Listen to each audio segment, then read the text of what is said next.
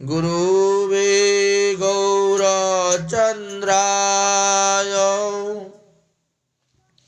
राधिकायै तदालये कृष्णाय कृष्ण भक्ताय तद्भक्ताय नमो नमः। सदी भक्तबृंदगण, आज कয়েকদিন যাবত আমরা প্রতিদিন ওই নিত্য নিয়ম করে হরিকথা আস্বাদন করে যাচ্ছি। গতদিনও আমরা ভগবান কাকে বলে এই বিষয়ে আস্বাদন করেছি। শাস্ত্রে বলছেন ভগবানকে যতক্ষণ পর্যন্ত আপনি আত্মসমর্পণ করবেন না ততক্ষণ পর্যন্ত ভগবানও আপনার দেখাশোনার দায়িত্ব নেবেন না। আপনাকেই আপনার কর্মের ফল ভোগ করতে হবে। আপনি যদি ভগবানকে অর্পণ করে দেন তাহলে আর আপনাকে সেই কর্মের ফল ভোগ করতে হবে না। সেই কর্মের ফল স্বয়ং ভগবানই ভোগ করেন। গীতাতে ভগবান কি বলেছেন? মা ফলেষু কদাচন। হে জীব, তোমরা ফলের আশা করিও না, তোমরা আমার সন্তুষ্টির জন্য কর্ম করে যাও। আমরা তো জানি না কর্ম কাকে বলে, প্রকৃত কর্ম কি। আমরা কর্ম করতে গিয়ে অকর্ম করতেছি, কুকর্ম করতেছি। সৎকর্ম কজনে করে? সৎকর্ম করতে হবে, তবেই তো উত্তম ফল পাবেন। আচ্ছা, কেউ যদি একটা কাঁটা গাছ লাগায় আর সে অমৃত ফল পেতে চায়, সে কি পাবে? কাঁটা গাছ থেকে তো কাঁটা গাছের ফলই পাওয়া যাবে। যেভাবে কুপুত্র থেকে ভালো জিনিস আপনি আশা করতে পারবেন না। বনের মধ্যে যদি একটা কুবৃক্ষ থাকে, সমস্ত বনটাকে দূষিত করে দেয়। তাই যেমন আপনি বৃক্ষটা লাগাবেন তেমনই তো ফল পাবেন। ভগবান শ্রীকৃষ্ণ এই তত্ত্ব কথাই বর্ণন করে গিয়েছেন। আশ্রয় করিয়া ভজে তারে কৃষ্ণ নাহিতে যে আর সব মরে অকারণ। যতদিন পর্যন্ত আপনারা দীক্ষা গ্রহণ করেন নাই, শ্রী গুরু পদাশ্রয় করেন নাই, ততদিন পর্যন্ত আপনারা অনাশ্রিত অবস্থায় আছেন। আশ্রয় করার পরে যখন ভজন শুরু করবেন, ভগবান আর ত্যাগ করবেন না। তাই বলছেন অর্জুন ভগবান শ্রীকৃষ্ণের নিকটে আত্মসমর্পণ করেছিল। গীতার 2য় অধ্যায় আমরা পাই, আত্মসমর্পণ করেছিলেন। কি বলেছিলেন? আজকে থেকে আমি তোমার শিষ্য হলাম, তুমি আমাকে উপদেশ প্রদান করো। বক্সটা ঘুরাইয়া দাও। আজকে থেকে আমি তোমার শিষ্যত্ব গ্রহণ করলাম। আচ্ছা, এখন প্রশ্ন হতে পারে যে শিষ্য কাকে বলা হয়? শিষ্য কাকে বলে? বলে আমরা আপনার কাছ থেকে মন্ত্র নিয়েছি, আমরা আপনার শিষ্য। আপনি মন্ত্র দিয়েছেন তাই আপনি গুরু। যে বীজ দান করে সে গুরু, যে বীজ দান করে সে পিতা। শাস্ত্রে তো এই কথাই বলে গেছে। বীজ দিবে একজনে, বাবা বলবে আরেকজনকে না। যার খেতে বীজ সে হলো মাতা। তাহলে পিতার থেকে মাতৃক্ষেত্রে বীজ বপন হলো, সেখান থেকে আমি বৃক্ষরূপে জন্ম নিলাম। বীজ থেকেই তো হচ্ছে। তা তাহলে দেখা গেল শাস্ত্রে আমাদেরকে বললেন আত্মসমর্পণ করো। কিভাবে আত্মসমর্পণ করবেন? 6 ভাবে। 6 ভাবে ভগবানকে আত্মসমর্পণ করা যায়। শরণাগতি, ভগবানের চরণে শরণাগতি হয়ে যাও। দেখবেন তোমাকে তোমার প্রারব্ধ কর্মের ফল ভোগ করতে হবে না। অজ্ঞানে যদি হয় তার পাপ উপস্থিত, কৃষ্ণ তাকে শুদ্ধ করে না করায় পাশ্চিত। জ্ঞানবশত তো আমরা পাপ করতে যাচ্ছি না। অজ্ঞানে অজান্তে যদি কোনো পাপ আমাদের হয়েও যায়, ভগবান বলছেন তাহলে ওটা আমি শুদ্ধ করে দিব, তাদের ওটার জন্য প্রায়শ্চিত্ত করতে হবে না। কখন? যখন তুমি আত্মসমর্পণ করবে ভগবানের জন্য। তেরা তুঝকো অর্পণ কিয়া লাগে মেরা। শ্রীমদ্ ভাগবত মহাপুরাণে ভগবান শ্রীকৃষ্ণচন্দ্র যেভাবে উদ্ধব মহাশয়কে উপদেশ দিয়েছিলেন, ঠিক তেমনি ভাবে গীতাতেও ভগবান শ্রীকৃষ্ণচন্দ্র অর্জুনকে উপদেশ দিয়েছেন। শ্রী ভগবান বলছেন, হে জীব,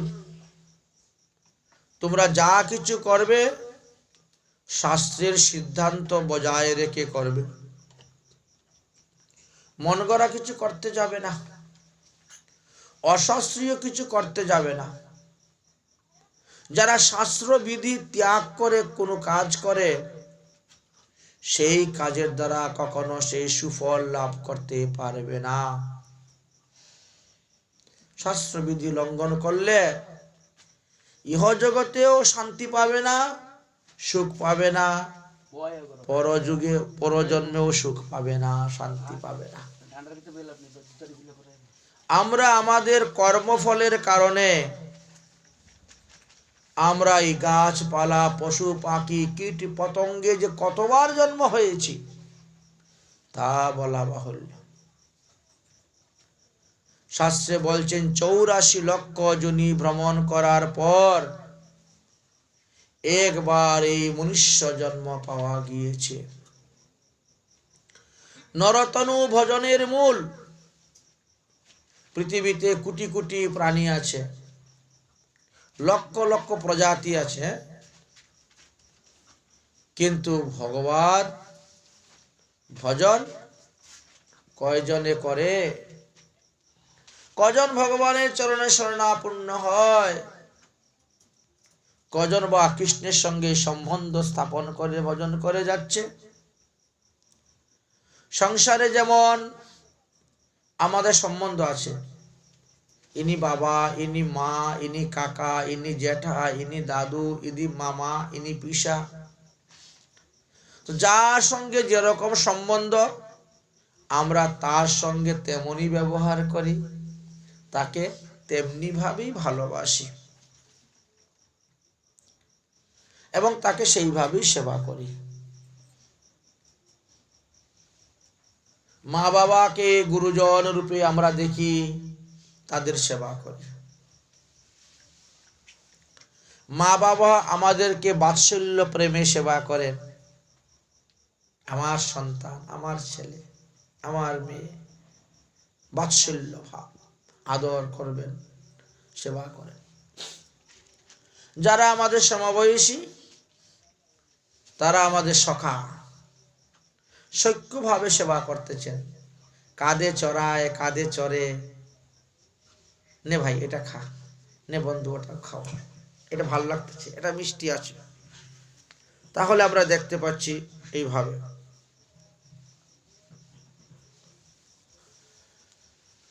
যারা আমাদের কাজকর্ম করতেছেন তারা আমাদের কিভাবে সেবা করতেছেন? দাস্যভাবে।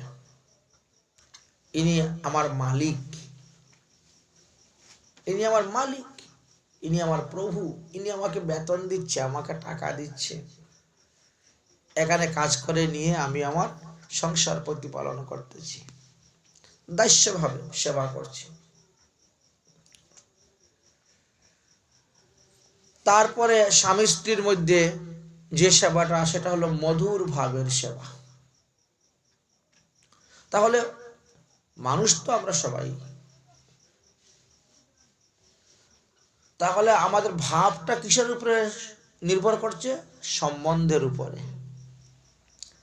যার যেমন সম্বন্ধ, সেই সম্বন্ধ অনুসারে তার সঙ্গে সেই রকম ভাব, সেই রকম প্রেম, সেই রকম ভালোবাসা। তাই ভগবানের সঙ্গে ও সম্বন্ধ স্থাপন করে তাকে ভালোবাসতে হবে, তাকে প্রেম করতে হবে, তার সেবা করতে হবে।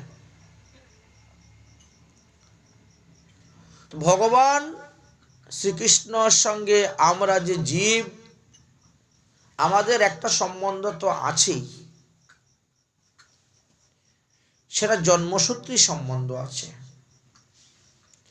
সেই সম্বন্ধটা কি? আমরা তো জীব, জীবের স্বরূপ হয় নিত্য কৃষ্ণ দাস,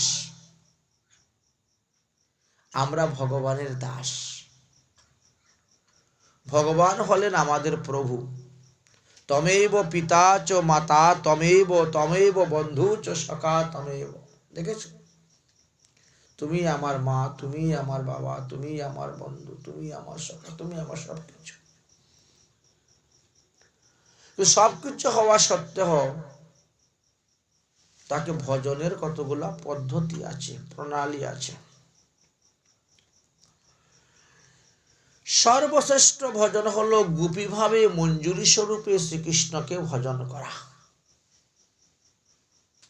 এটা বড় উচ্চাঙ্গ মার্গের ভজন। একেবারে ডিগ্রি কলেজ গেলে পরে তো শেষ নানি লেখাপড়া। তো ঠিক তেমনি ভাবে ওই স্থানে যখন পৌঁছে যাবেন, তখন বুঝতে পারবেন সেবার কি আনন্দ।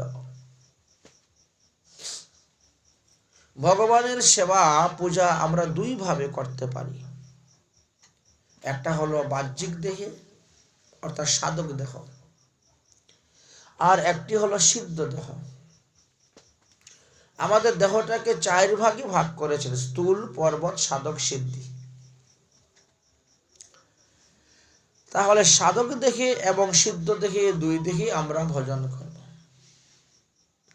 সাধক দেখে আমরা নবদ্বীপে ভজন করব, সিদ্ধ দেখে শ্রীধাম বৃন্দাবনে রাধা যুগলের কৃষ্ণের সেবা করব।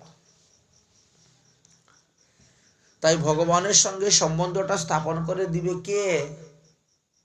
আপনার শ্রী গুরুদেব। গুরুদেব ভগবানের সঙ্গে সম্বন্ধ স্থাপন করে দিবেন।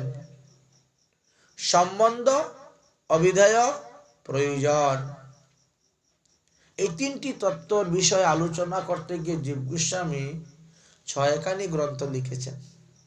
3টা কথা।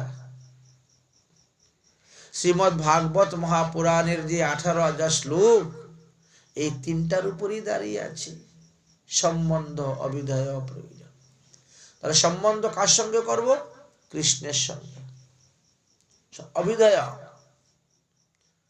অভিধেয় কি? ভক্তি, কৃষ্ণ ভক্তি।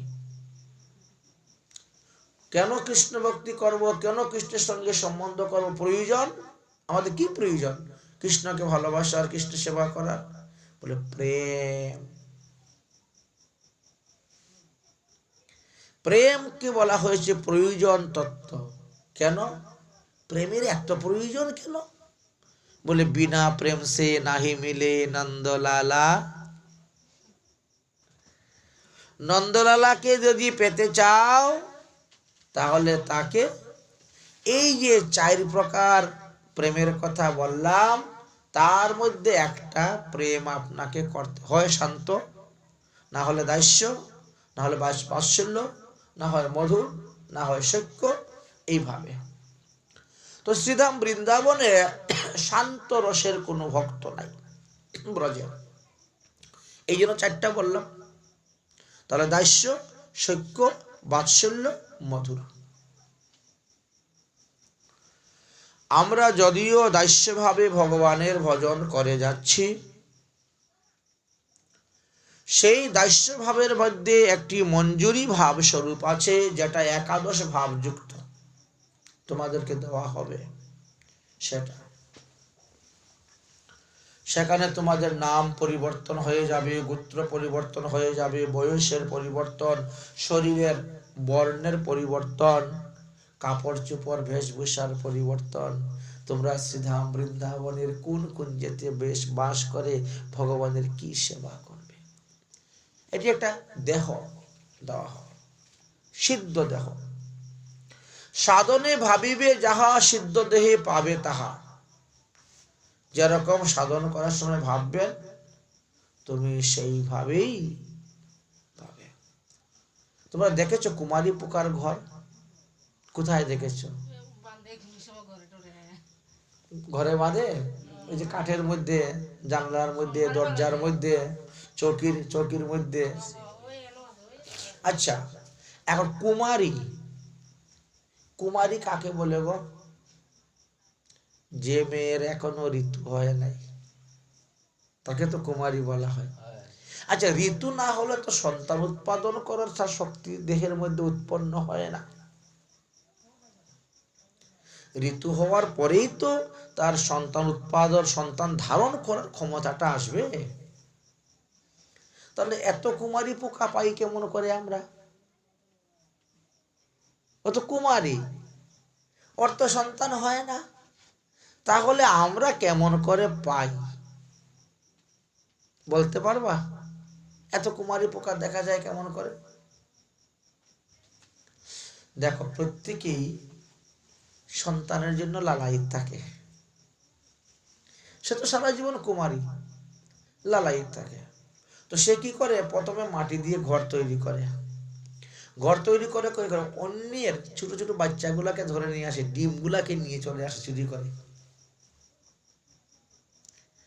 ছোট মানে আজকে জন্ম নিয়েছে এইরকম বাচ্চাটাকে ধরে নিয়ে চলে আসে পোকার কি, এনে ওই ঘরের ভিতরে রাখবে।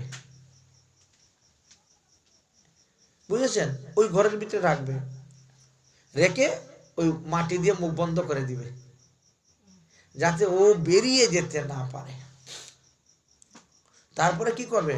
ওকে এমন একটা জুড়ে কামড় দিবে, একটা বিষ ঢুকিয়ে দেয়, কামড় দিয়ে হুল মেরে বিষ ঢুকিয়ে। ওই বিষের জ্বালায় ওই পোকাটা ছটপট করে আর বারে বারে চিন্তা করে, উফ, আমাকে যে ধরে আনলো আমার মা বাবার কাছ থেকে, আমাকে যে আঘাত দিল, কষ্ট দিল, একে দেখতে এইরকম,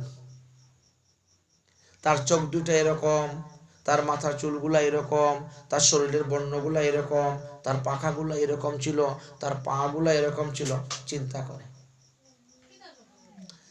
এইরকম চিন্তা করতে করতে করতে করতে করতে করতে ওই ভিতরের পোকাটাও ওই বাইরের পোকার মতন রং ধরে বেরিয়ে চলে আসে। বুঝতে পেরেছ এখন? তাহলে বললেন যে সাধনে ভাবিবে যাহা, সিদ্ধ দেহে পাবে তাহা। আমরা যখন ভজনে বসব তখন আমরা এইভাবে চিন্তন করব, আমি একজন ব্রজের গোপী, আমি গোপীর অনুগত হয়ে রাধা কৃষ্ণের ভজন করছি, আমি অমুক কুঞ্জেতে বাস করি, রাধারানীর এই সেবা আমি করি, আমার বয়স মাত্র 12 বৎসর, আমার গায়ের রং এইভাবে, আমার পরনের শাড়িটা এরকম, এইরকম ভাবে প্রতিদিন একই রূপের, একই বর্ণের, একই বয়সে সবকিছু যখন চিন্তা করবেন, চিন্তা করতে করতে করতে করতে এই সাধন দশাতে তোমার একটা দেহ তৈরি হয়ে যাবে। তাই বলছেন সাধনে ভাবিবে যাহা, সিদ্ধি দেহে পাবে তাহা। সাধন করে যাও। এই দেহ থাকতে থাকতে তুমি আরেকটি দেহ ধারণ করতে পারবে। এটা হলো শাস্ত্রের চূড়ান্ত সিদ্ধান্ত। তাই যে কোনো কর্ম করতে গেলে আগে দেখবেন মহাজন জনগত সপন্থা। আমাদের মহাজনগণ যে যে শাস্ত্রকে অনুকরণ করে গিয়েছেন, আমরাও সেই শাস্ত্র দর্শন করে সেই শাস্ত্র সিদ্ধান্ত মতে আমরা কাজ করে যাব। কখনো কোনো অশাস্ত্রীয় কাজ করব না। শাস্ত্রে যাহা বর্ণন করা আছে তাহাই করণীয়, যাহা নিষেধ আছে তাহা অকরণীয়। তাই বললেন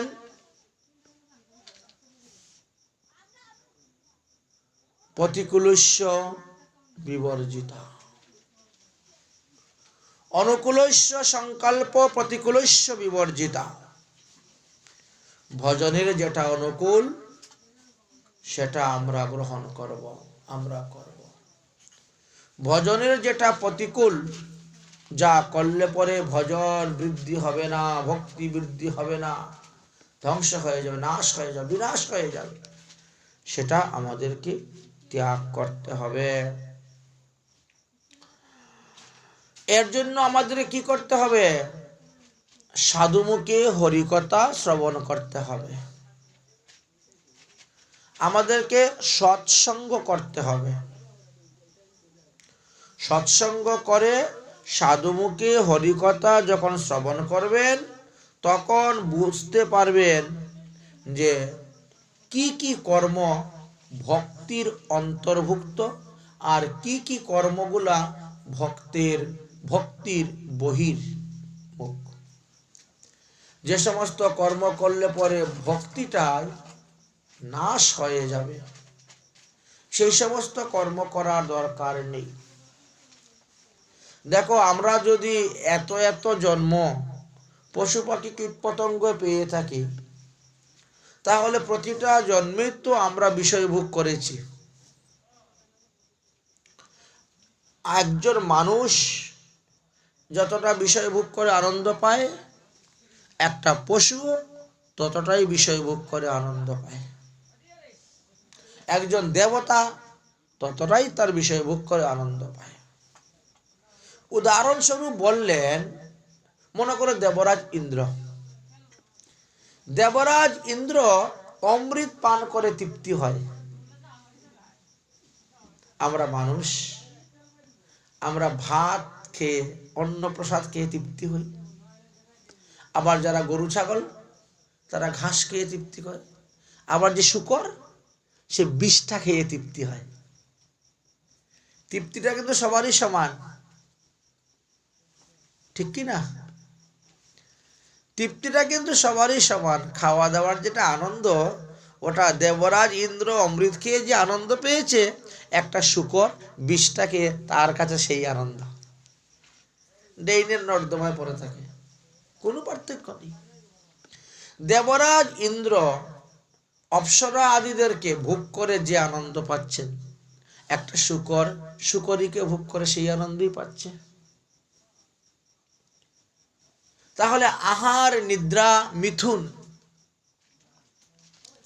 এইগুলা আমরা কত কত জন্ম করে এসেছি, ভোগ করে এসেছি। এবার না হয় এক জন্ম আমরা ইন্দ্রিয় তর্পণ করলাম না, ইন্দ্রিয়র ভোগ করলাম না, একাদশ ইন্দ্রিয়কে সংযম রেখে ভগবানের ভজন করে গেলাম। তাহলে আমাদেরকে আর এই 84 লক্ষ যোনিতে যেতে হবে না, ভ্রমণ করতে হবে না। এত এত জন্ম তো ভোগ করে এসেছি, কি পেয়েছি?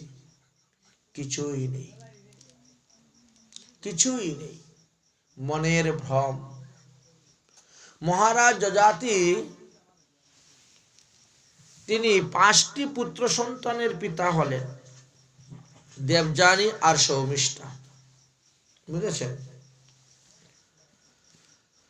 তো দেবযানীর গর্ভে তিনি 2টি পুত্র আর সৌমিষ্ঠার করে 3টি পুত্র জন্ম দিয়েছিলেন।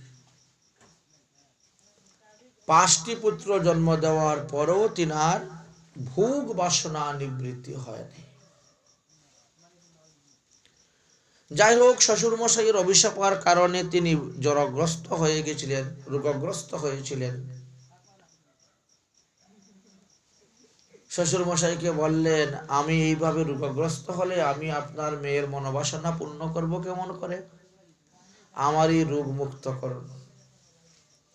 বললেন, তোমার রোগ তো মুক্ত করা যাবে না, তবে তোমার রোগ যদি কেউ নেয় তাকে দিয়ে দাও, আর তার যৌবনটা তুমি নিয়ে এসে ভোগ করো। তখন যযাতি একে একে সব পুত্রকে বলেন, হে পুত্র, তুমি আমার জরা ব্যাধিটা নাও, তোমার যৌবনটা আমাকে দাও। চারজন পুত্রই না করে দিলেন। একজন পুত্র পরে মেনেছিলেন, তিনি জরা নিলেন আর তিনার যৌবনটা পিতাকে দান করেছিলেন। সেই যৌবন প্রাপ্ত হয়ে তিনি তিনার স্ত্রীর সঙ্গে 10,000 বৎসর ভোগ করলেন, কিন্তু নিবৃত্তি হয় নাই। ভোগের দ্বারা কখনো কামনা বাসনা নিবৃত্তি হয় না। কামনা বাসনা নিবৃত্তি হয় একমাত্র ত্যাগের দ্বারা। তাই শাস্ত্রে বললেন, ত্যাগাৎ শান্তি নিরন্তরাম। যত ত্যাগ করতে পারবেন ততই শান্তি লাভ করতে পারবেন। অনেকে দেখবেন চা খেতে খেতে এমন নেশা হয়ে যায়, চা না খেলে তার মাথা ব্যথা করে। একাদশী দিন, ওরে একাদশী দিনে তো চা খেতে নাই, বাবা পারছি না, মাথা ব্যথায় মরে যাচ্ছি, মাথা তুলতে পারছি না।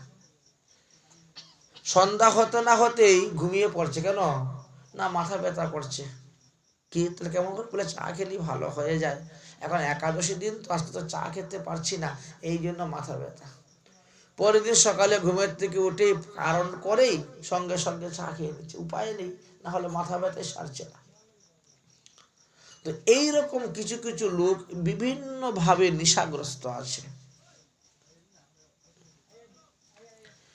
কিন্তু শাস্ত্রে তো নিষেধ আছে একাদশী দিনে চা আদি মাদক দ্রব্য সেবন করা যাবে না। অর্থাৎ পান, বিড়ি, সিগারেট, গুটখা, তামাকু আরম্ভ করে কিছুই যাবে না। তো এইভাবে যদি কেউ নেশাগ্রস্ত হয়ে যায় তাহলে তার বিপদ। সে তো এখন ভোগী হয়ে গেল। আচ্ছা, ভোগী মানুষ যদি যোগী হতে যায় তাহলে সে রোগী হয়ে পড়ে যাচ্ছে। একাদশী দিন বলে মাথা ব্যথা, আর মাথা তুলতে পারছে না, পড়ে যাচ্ছে, রোগী হয়ে গেল। এই ভোগী মানুষকে যোগী করতে গেলে এই দেখুন গীতাতে অভ্যাস যোগ বলে গেলেন। একদিন দুদিনে হবে না তো, অভ্যাস ক্রম অনুসারে হবে, অভ্যাস যুগের দ্বারা। তাহলে এই অভ্যাস যুগটা আসবে কোথা থেকে? এই সাধু সঙ্গ, সৎসঙ্গ থেকে। जिसका जीवन में लागे सत्संग है, इनका हर घड़ी आनंद है, आनंद है। যাদের জীবন সৎসঙ্গে কাটিয়ে গেছে তাদের আনন্দই আনন্দই আনন্দ। সৎসঙ্গ মানে সতের সঙ্গ করা, সাধু সঙ্গ করা। তাই ভক্তি যোগ শ্রবণ করিবেন, কর্ম বন্ধন থেকে মুক্ত হয়ে যাবেন। ভক্তির ফল কখনো বৃথা হয় না। ভক্তিকে আশ্রয় করে যে সমস্ত কর্ম করবেন, ওই কর্মের দ্বারা আপনার পাপ নাশ হইবে। ভক্তিকে আশ্রয় না করে যদি আপনি কর্ম করেন, ওই কর্মের দ্বারা আপনার পাপ বৃদ্ধি হইবে। মনে করেন আপনি আপনার মেয়ে বিয়ে দিতে গিয়েছেন,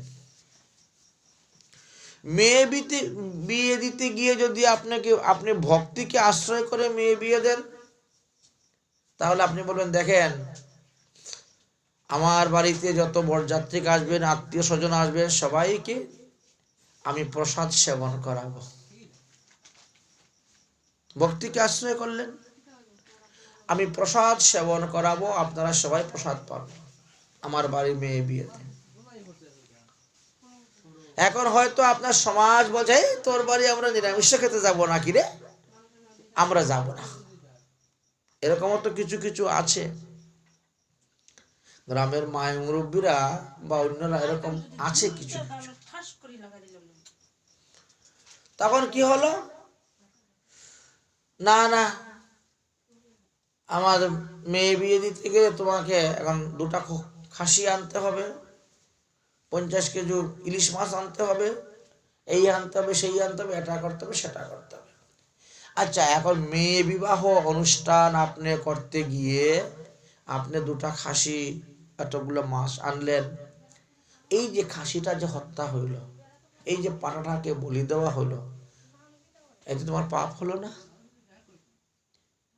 মেয়ে বিয়ে দেওয়া তো একটা ধর্ম অনুষ্ঠান, একটা সংস্কার, বিবাহ সংস্কার অনুষ্ঠান, কিন্তু সেখানে গিয়ে তুমি পাপ করলে কেন?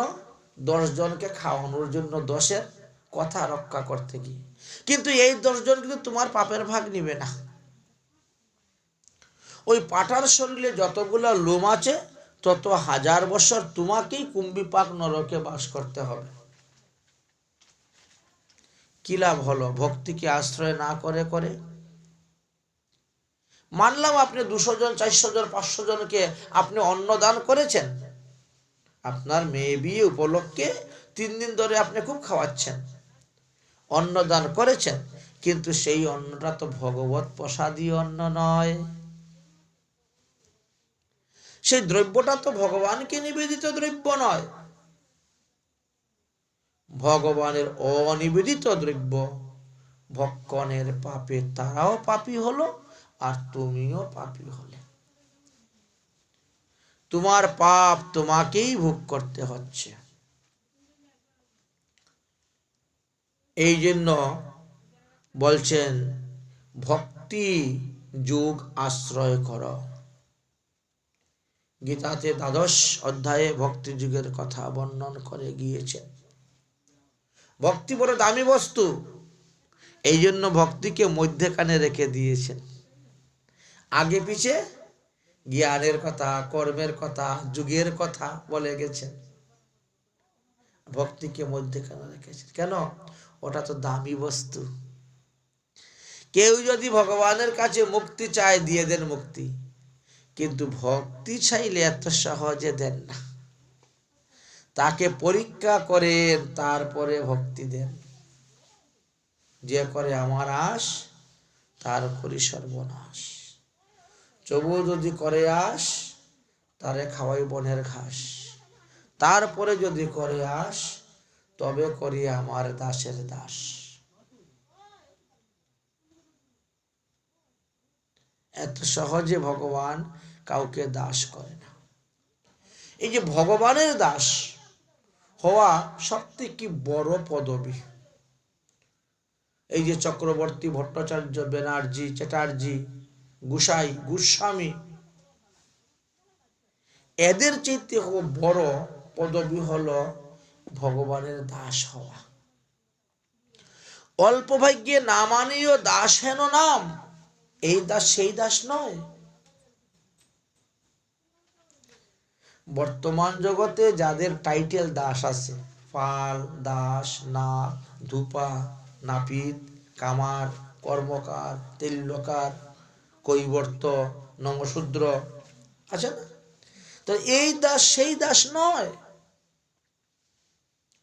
দেখবেন অনেক সাধুদের নামের পিছনে দেখো দাস আছে, তাই বলে মনে করবেন না উনি ওই রকম দাস। ইনি ভগবানের দাস হয়েছে। যখন তিনি ভগবানের দাস হবেন, তখন তিনার নামটাও ভগবানের নামের সঙ্গেই থাকবে। যেমন মনে করেন ইন্দ্রজিৎ দাস। আচ্ছা, ইন্দ্রজিৎ, ইন্দ্রকে জয় করেছে যিনি, তিনি হলেন ইন্দ্রজিৎ। ভগবানের এক নাম আছে ইন্দ্রজিৎ। রাবণের ছেলে মেঘনাথের এক নাম ছিল ইন্দ্রজিৎ। এক নম্বর হলো ইন্দ্রকে যিনি জয় করেছে, দ্বিতীয় ইন্দ্রিয়, তোমার দেহের ইন্দ্রিয়কে জয় করেছে। গু শব্দের অর্থ হয় ইন্দ্রিয়, গোস্বামী।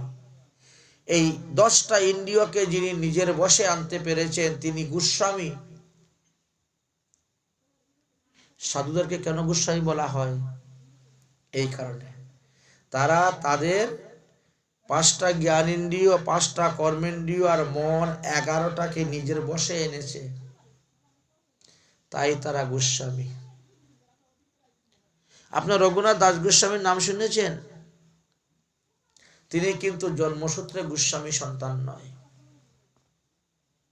তিনি তো কায়স্থ পরিবার। কায়স্থ তো শূদ্র, কায়স্থ শূদ্র বর্ণ। তাদের গোস্বামী হলেন কেমন করে? এই ভজনের দ্বারা, সাধনের দ্বারা। সাধন ভজন করেছেন রঘুনাথ, রামচন্দ্র না, রামচন্দ্রকে রঘুনাথ বলা হয়েছে। রঘুপতি রাঘব রাজা রাম পতিত পাবন সীতা। রঘুনাথ দাস, তারপরে গোস্বামী। কারণ তারা ইন্দ্রিয়কে সংযম করেছে। নরোত্তম দাস ঠাকুর মহাশয়ের নাম শুনেছ? প্রেম ভক্তি চন্দ্রিকা গ্রন্থ পড়লে পরে বুঝতে পারবা। তিনিও শূদ্র পরিবারের, রাজা কৃষ্ণচন্দ্র দাসের পুত্র, কিন্তু ভজন সাধন করে ঠাকুর মহাশয় পদবী প্রাপ্ত হয়েছে। ঠাকুর মহাশয় জন্মসূত্রে নয় ঠাকুর। তারা কোনো পুরোহিতগিরি করেন নাই, ব্রাহ্মণগিরি করেন নাই, দেবদেবীর পূজা পাঠের মাঝে দৌড়াদৌড়ি করেন নাই, যজমান নাই, কিন্তু পেয়েছে। শাস্ত্রে বলছেন কিবা শূদ্র, কিবা ক্ষত্রিয়, কিবা বৈশ্য, শূদ্র কেন নয়, যিনি কৃষ্ণ তত্ত্ববেত্তা তিনি গুরু হয়। গুরু করার জন্য যে গোস্বামীকে ধরতে হবে এমন কোনো কথা নয়, গোস্বামীর ছেলেকে গুরু করতে হবে এমন কোনো কথা নয়। কারণ যদি তিনার মধ্যে সেই শক্তি না থাকে, তিনি ব্যবসা করছেন, বাণিজ্য করছেন, চাকরি করছেন, তিনি মৎস্য মাংস মধ্যাদি সেবন করছেন, এখন আপনি গেলেন গিয়ে বলছেন হ্যাঁ মহারাজ আপনার বাবা তো আমাকে মন্ত্র দিয়েছিলেন, তো আপনি আমার ছেলেগুলাকে মন্ত্র দেন। এইভাবে হয় তো? এইভাবে হয়। আপনার বাবা আমাকে মন্ত্র দিয়েছে, অর্থাৎ আপনি আমার ছেলেগুলাকে মন্ত্র দেন। গোসাইয়ের ছেলে গোসাই। এখন প্রশ্ন হলো, ইনি যে গোসাইয়ের ছেলে গোসাই, ইনি কি প্রকৃত গোসাই? গু মানে তো ইন্দ্রিয়, তিনি ইন্দ্রিয়ের দাস না ইন্দ্রিয়ের স্বামী? দীক্ষা কেন গ্রহণ করা হচ্ছে? দীক্ষা গ্রহণ করা হচ্ছে এই সংসার বন্ধন থেকে মুক্ত হয়ে ভগবান পাদপদ্ম লাভ করার জন্য। এখন তুমি যাচ্ছ তিনার কাছে সংসার বন্ধন থেকে মুক্ত হওয়ার জন্য, দীক্ষা নেওয়ার জন্য। তিনিও তো তোমার মতনই বদ্ধ জীব। উনি কি মুক্ত জীব? না তো। তোমার যেমন বাড়ি আছে, গাড়ি আছে, ব্যবসা আছে, বাণিজ্য আছে, চাকরি আছে, বাকরি আছে, গরু ছাগল, ধান ক্ষেত জমি, কাজকর্ম সবই ওনারও তাই। তো উনিও তোমার মতনই বদ্ধ জীব। আচ্ছা, একজন বদ্ধ অবস্থায় কি আরেকজনের বন্ধন খুলতে পারে? যে ব্যক্তি নিজেই বন্ধনে পড়ে আছে সে আরেকজনের বন্ধন খুলবে কেমন করে গো? তার কাছে গেলে সে বন্ধন খুলে দিতে পারবে না। কে বন্ধন খুলতে পারবে? বলে যে মুক্ত আছে, যার 2 হাত খোলা আছে, বন্ধনে নাই, আবদ্ধ নাই, সে তোমাকে তোমার বন্ধন খুলে দিয়ে তোমাকে মুক্ত করতে পারে। এই জন্য গুরুকরণ করতে গেলে আগে দেখতে হবে আমি যাকে গুরুরূপে গ্রহণ করতে যাচ্ছি তিনি কি আমাকে সংসার বন্ধন থেকে মুক্ত করে ভগবত পাদপদ্মে পৌঁছাই দিতে পারবেন? না তিনিও আমার মতনই বদ্ধ জীব? একজন বদ্ধ ব্যক্তি আরেকজনের বদ্ধ ব্যক্তির বন্ধন খুলতে পারে না। সেই স্থানে আমরা ভুল করে ফেলি। তাই বলছেন ভক্তিকে আশ্রয় করতে গেলে বুঝে শুনে গিয়ে আশ্রয় করতে হবে, তবেই লাভ হবে।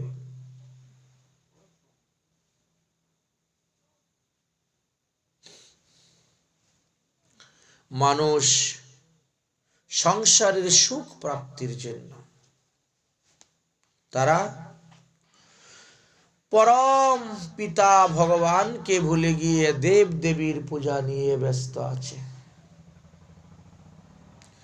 হ্যাঁ, দেব দেবীর পূজাটাও ভক্তির আশ্রয়, কিন্তু এটা আংশিক, সম্পূর্ণ নয়। কারণ ভক্তি দেবীর উৎপত্তি হয়েছে তো শ্রীকৃষ্ণ থেকে। শ্রীকৃষ্ণ থেকে ভক্তি দেবীর উৎপত্তি হয়েছে। সুতরাং সেই ভক্তিকে আশ্রয় করতে গেলে তোমাকে কৃষ্ণ মন্ত্রে দীক্ষিত হয়ে কৃষ্ণ ভজন যখন করবেন, হ্যাঁ, তাহলে আপনি সম্পূর্ণভাবে ভক্তিকে আশ্রয় করেছেন। দেবদেবীর পূজা করলে কি হয়? স্বর্গ পাওয়া যায়, বিষয় পাওয়া যায়, সম্পত্তি পাওয়া যায়, অর্থ পাওয়া যায়, সুখ পাওয়া যায়। কিন্তু এই সুখ পরকালে গিয়ে দুঃখ রূপে রূপান্তরিত হয়ে যাচ্ছে। কারণ এই সুখের দ্বারা আপনি সংসারের মধ্যে বদ্ধ হয়ে পড়তেছেন, মহামায়ায় জড়িয়ে যাচ্ছেন। কিন্তু মায়াতে থাকলে হবে না তো। কারণ মায়াতে থাকলে তো ভগবানকে পাওয়া যায় না। ভগবান মায়ার থেকে অনেক ঊর্ধ্বে, অনেক দূরে, মায়াধীশ। এই জন্য শাস্ত্রে বললেন যে দেখো, তোমরা সদ্গুরুর চরণাশ্রয় করে তোমাদের হৃদয়ে বিবেকরূপী পুত্রের জন্ম দাও। বিবেককে জিজ্ঞেস করে, হে বিবেক, তুমি যে এই কাজ করতে যাচ্ছ, ভালো করে বিচার করে দেখো, এই কাজ করতে গিয়ে পাপ হবে না পুণ্য হবে? এই কাজ করে সুখ পাবে না দুঃখ পাবে? স্বর্গে যাবে না নরকে যাবে? এই যে আজকাল বেদের দোহাই দিয়ে অনেকেই দেব দেবীর পূজাতে পাঠা বলি দিচ্ছে, কালী পূজা দিতে। মা কালী কি পাঠা খাচ্ছে? পাঠার মাংস খাচ্ছ তো তোমরা মনুষ্য। মূল দেবতা কয় না কথা, মনুষ্যের পেট ভইরা খায়। পাপ। ধর্ম করতে গিয়ে অধর্মকে আশ্রয়। বেদে লিখে আছে। আরে বেদে কি অর্থে লিখেছে, কেন লিখেছে সেটা তো জানো? পশু আলবণম নহিংসা। আলবণ অর্থগুলাকে বুঝতে হবে। বেদে 3টি কাণ্ড লেখা আছে, সেগুলাকে বুঝতে হবে। 3টি গুণের কথা বলে গিয়েছেন, শতগুণ, রজগুণ, তমগুণ। তুমি যদি শতগুণের খাদ্য খাও তাহলে তোমার দেহের মধ্যে শতগুণ বৃদ্ধি হবে। আর এই অবস্থায় তুমি মারা যাও তাহলে স্বর্গাদি পাবে। রজগুণের খাদ্য খেলে রজগুণ বৃদ্ধি হবে, মারা যাবে, তখন কি হবে? পশু পক্ষী হয়ে জন্মগ্রহণ করবে। তমগুণের খাদ্য খাবে, তমগুণ বৃদ্ধি হবে, গাছপালা তীর্যজনীতিকে জন্মগ্রহণ করতে হবে। ঊর্ধ্বং গঞ্চতি সত্যাহা। শত গুণের আহার যারা গ্রহণ করে, সৎ পথে যারা চলে, তারা ঊর্ধ্বগতি হয়। রজগুণে মধ্য, তমগুণে অধম। মানলাম তুমি দেব দেবীর পূজার দ্বারা স্বর্গপ্রাপ্ত হলেই, তাতে কি লাভ হলো? স্বর্গে কতদিন থাকবেন? যতদিন পুণ্য আছে। ক্ষীণং পুণ্যম মৈত্রলোকম বিশন্তি। যেই পুণ্য শেষ হইল, এই ঘাড় ধাক্কা দিয়ে বের করে দিল, যাও, আর এখানে থাকতে পারবে না। বুঝতে পেরেছ? তাহলে পুণ্যের না করিও আশা। এই পুণ্যের আশায় দেবদেবী পূজা করে কি হবে?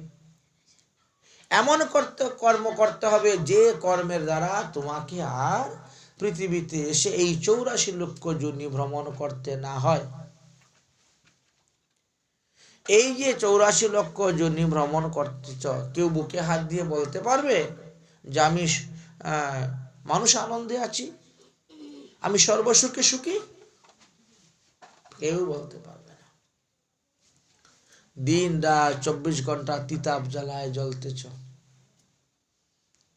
শিবরাত্রি সলতার মতন ওই টিপ টিপ টিপ টিপ করে জ্বলেই যাচ্ছ, জ্বলেই যাচ্ছ। এই জ্বালা নিবৃত্তি হবে কিসের দ্বারা? একমাত্র কৃষ্ণ ভজনের দ্বারা। কৃষ্ণকে ভুললে হবে না। এই জন্য বলছেন ভক্তিযুক্ত হয়ে তোমরা স্বধর্ম আচরণ করো। তোমার স্বধর্ম কি? বলে আমি তো ভগবানের দাস, অতএব ভগবানের সেবা করাটাই আমার স্বধর্ম। ভগবানকে সেবা না দিয়ে যদি আমরা সেটা গ্রহণ করি, তাহলে আমাদেরকে চুরি করে খাওয়া হচ্ছে, আর সেই চুরির অপরাধী হয়ে আমাদেরকেও ভোগ করতে হইবে। সুতরাং ভক্তির অনুশীলন করতে গেলে সদ্গুরুর চরণাশ্রয় করতে হবে, সৎসঙ্গ করতে হবে, সাধুসঙ্গ করতে হবে। এবং যেমন তেমন ভক্তি নয়, বিশুদ্ধ ভক্তি তোমাকে যাজন করতে হবে। বিশুদ্ধ ভক্তি ভাগবত ভক্তি, ভগবত ভক্তিকে যাজন করতে হবে। ভক্তি অনুশীলনের যতগুলা মার্গ আছে, পদ্ধতি আছে, সেগুলাকে দেখতে হবে।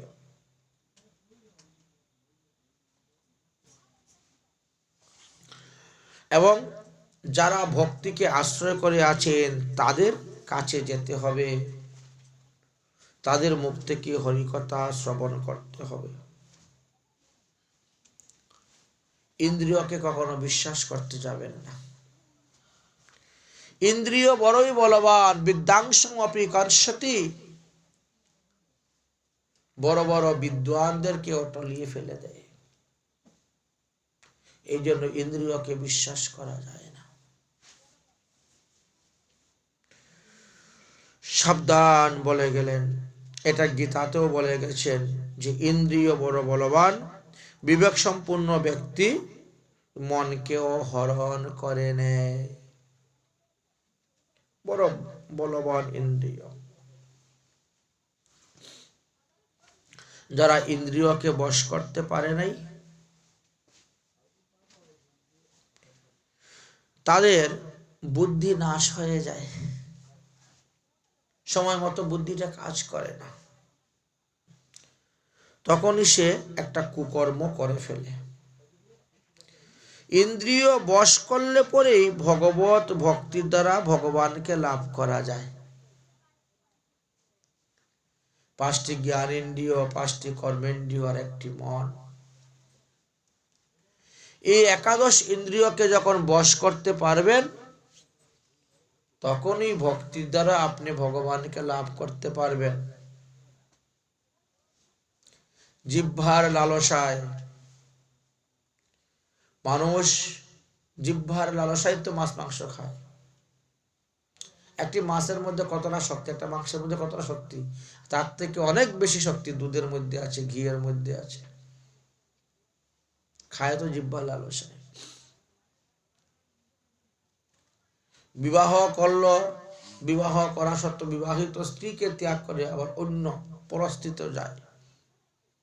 ইন্দ্রিয় জিহ্বার লালসায় যে ইতি উতি ধায়, শিষ্ণ উদর পরায়ণ কবু কৃষ্ণ নাহি পায়। অপকর্ম হয়ে গেল, কুকর্ম হয়ে গেল। এই পাপের ফলে তিনি ভজন করা সত্ত্বেও ভগবানকে পাবে না।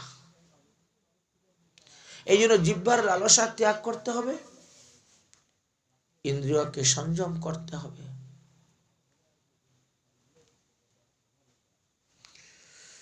এই জন্য আমাদেরকে বললেন সদ্গুরুর চরণাশ্রয় করো, ইন্দ্রিয়কে কখনো বিশ্বাস করিও না, ইন্দ্রিয়কে বশীভূত করো, ইন্দ্রিয়কে বশীভূত করে ভজন করো। যারা কৃষ্ণ ভজন করে না তাদের ইন্দ্রিয় কখনো সংযম হয় না। একমাত্র ভজনের দ্বারাই ইন্দ্রিয়গুলা সংযম হবে। যতক্ষণ আপনি সাধু সঙ্গে থাকবেন ততক্ষণ আপনার সব ইন্দ্রিয় শীতল হয়ে আছে, সেই তিল্য ঠান্ডা। যখনই এই সৎসঙ্গ সাধুসঙ্গ আশ্রম থেকে, এই আসন থেকে উঠে চলে যাবেন, সঙ্গে সঙ্গে ইন্দ্রিয় চঞ্চল হয়ে যাবে। তখন এক একটা ইন্দ্রিয় আপনাকে এক এক দিকে টানতে শুরু করবে। আমাদের দেহের মধ্যে 10টা পশু 6টা অসুর বাস করতেছে। শাস্ত্রে মহাজন বলছেন, আমার নিতাই নামের এমনি মধুর রস, 10টা পশু 6টা অসুর হয় সহজে বশ। নিতাই নাম, গৌর নাম, ভগবানের নাম লইলে পরে এই অসুরগুলা ঠান্ডা থাকে। না হলে এরা শুরু করে দেয়, এদের মানে তাণ্ডব নৃত্য শুরু করে দেয়, মনকে চঞ্চল করে দেয়। এই যে আমাদের দেহের মধ্যে যে কাম, ক্রোধ, লোভ, মোহ, মদ, মৎসর্য, দম্ভ সহ 6টি রিপু আমাদেরকে নানাভাবে টানতেছে। আচ্ছা, একটা রথকে যদি 6টা ঘোড়া 6 দিকে টানে তাহলে কি অবস্থা হবে? মনে করো এই দেহটা একটা রথ। এখন দেহরূপী রথের মধ্যে 6টি ঘোড়া, কাম, ক্রোধ, লোভ, মোহ, মদ, মাৎসর্য। যখন যে বলবান হবে সেই তোমাকে টেনে ওই দিকে নিয়ে চলে যাবে।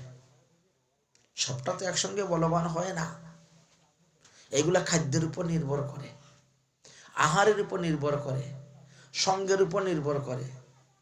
যখন যে সঙ্গ করবেন, যখন যে খাদ্য খাবেন, সেই গুণ গিয়ে তাকে বৃদ্ধি করে দিবে। তখন সে তোমাকে ওই দিকে টানতে শুরু করলো, নিয়ে ফেলে দিল গর্তের মধ্যে। ওই গর্তের মধ্যে কদিন থাকলেন, থাকতে থাকতে ওটা একটু নরম হয়ে গেল, আরেকটা বলবার হয়ে গেছে, ও ওখান থেকে তুলে এনে আবার ওই গর্তে ফেলে দিল। সেটা কিছুদিন ভোগ করলেন, করতে করতে ও আবার একটু নিস্তেজ হয়ে গেল। সেখান থেকে আরেকটা বলবান হয়ে যাচ্ছে, একটা নিস্তেজ হলে আরেকটা বলবান হয়ে যাচ্ছে, সে তখন ওখান থেকে টেনে নিয়ে আরেকটা গর্তের মধ্যে ফেলে দিল। এইভাবে যদি 6টি পশু তোমার এই দেহরূপী রথকে টানতে শুরু করে, তোমার অবস্থাটা কি? এই জন্য অর্জুনের মতন বুদ্ধিমান হতে হবে। অর্জুন তার রথের সারথি কাকে বানিয়েছেন? ভগবান শ্রীকৃষ্ণকে। ঠিক তেমনি ভাবে তুমি তোমার দেহরথের সারথীও ভগবান শ্রীকৃষ্ণকে বানাও, অর্থাৎ তোমার দেহরূপী রথের মধ্যে ভগবান শ্রীকৃষ্ণকে সারথি বানিয়ে বসিয়ে দাও। তাহলে পশুগুলা তাদের ইচ্ছা মতো তোমাকে টেনে নিয়ে কোনো গর্তেতে ফেলতে পারবে না। কারণ সারথি লাগাম ধরে যেভাবে টানবেন, যেদিকে টানবেন ঘোড়াগুলা তো সেই দিকেই যাবে। তাই ভগবানকে হৃদ সিংহাসনে বসাও, বসিয়ে তার সেবা করো, তার পূজা করো, তার প্রসাদ গ্রহণ করো। কারণ একমাত্র ভগবান শ্রীকৃষ্ণ ছাড়া আর কেউ তো বলতে পারেন নাই বুকে হাত দিয়ে যে হে জীব, তোমরা আমার ভজন করো।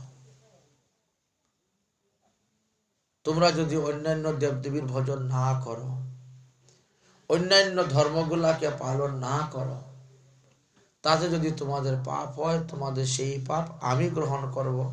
এই কথা কোনো দেবদেবী বুকে হাত দিয়ে বলতে পারেন নাই, একমাত্র ভগবান শ্রীকৃষ্ণই বলেছেন, অর্জুন তুমি সমস্ত জগতে ঘোষণা করে দাও, যারা আমার ভক্ত, যারা আমার চরণে শরণাপন্ন হবে, আমি তাদের পাপটাও গ্রহণ করব। ভগবান শুধু কালে কি মাখন চুরি করতেন, বসন চুরি? সঙ্গে সঙ্গে গোপীদের সমস্ত পাপকেও চুরি করে নিয়েছেন। ব্রজে প্রসিদ্ধম নবনীতম চৌরম গোপাঙ্গনানাম দুর্কুল চৌরম অনেক জন্মার্জিত পাপ চৌরম চৌরাগ্রগণ্যং পুরুষম নমামি। যারা শ্রীকৃষ্ণের ভজন করেন তাদের মাতৃকুল, পিতৃকুল, শ্বশুরকুল, ৩২১ কুলকে উদ্ধার করে দেন।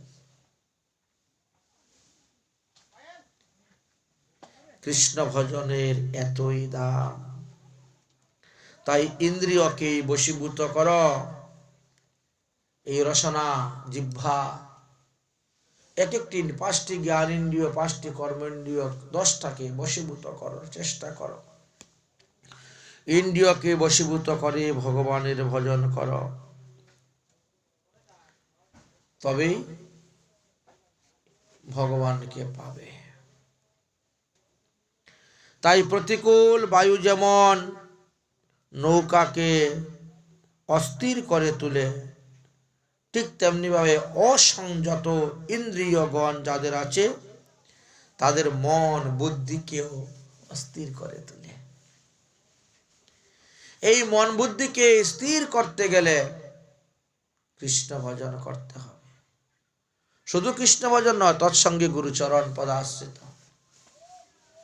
মনে করো তুমি একটা নৌকার মধ্যে মাল বুঝাই করে তুমি সমুদ্র দিয়ে যাচ্ছ। আচ্ছা, তোমার নৌকার মধ্যে যদি সুদক্ষ মাঝি না থাকে,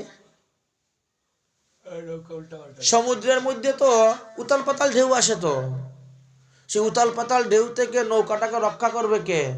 সুদক্ষ মাঝি, সাধারণ মাঝি নয়, লেতিবেতি মাঝি হলে হবে না। সুদক্ষ মাঝি, সে জানে এই দিক থেকে ঢেউ আসলে ওই দিকে আমাকে হাল চেপে ধরতে হবে, তাহলে নৌকা আমার ডুববে না।